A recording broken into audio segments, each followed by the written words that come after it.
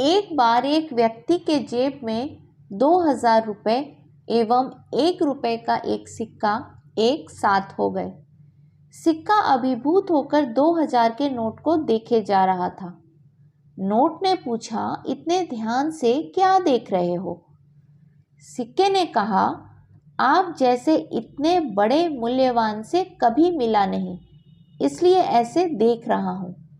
आप जन्म से अभी तक कितना घूमे फिरे होंगे ना? आपका मूल्य हमसे हजारों गुना ज्यादा है। आप कितने लोगों के उपयोगी हुए होंगे।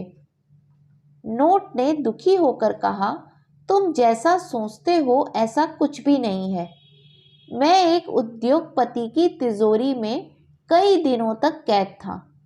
एक दिन उसने इनकम टैक्स की चोरी से बचने के लिए घूस के रूप में मुझे एक अधिकारी के हवाले कर दिया। मैंने सोचा चलो कैद से छूटे, अब तो किसी के उपयोगी होंगे, पर उसने तो मुझे बैंक के लॉकर में ही कैद कर दिया। महीनों बाद अधिकारी ने बंगला खरीदने में हमें बिल्डर के हाथों सौंप दिया। उसने हमें एक बोरे में बांधकर एक अंधेरी कोठरी में बंद कर दिया। वहां तो हमारा श्वास फूलने लगा और तड़पता रहा। किसी तरह अभी कुछ दिन पहले मैं इस व्यक्ति के जेब में पहुंचा हूं। सही बताऊं तो मेरी पूरी जिंदगी जेल में कैद की तरह बीत रही है।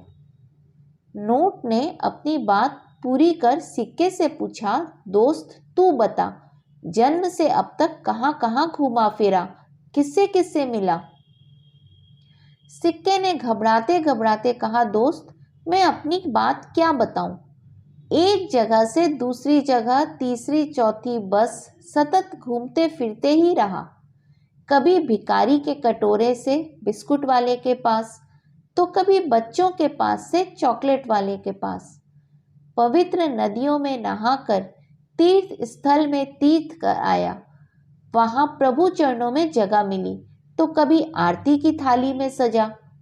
अल्लाह की चादर में झूला भी झूले और सब जगह घूमे और खूब मजा किया। और जिसके भी पास गए सबको मजा करा रहा हूं। सिक्के की बात सुनकर नोट की आंखें भर आईं और वो बेहद दुखी हुआ और अपनी उपयोगिता पर क्षोभ करने लगा।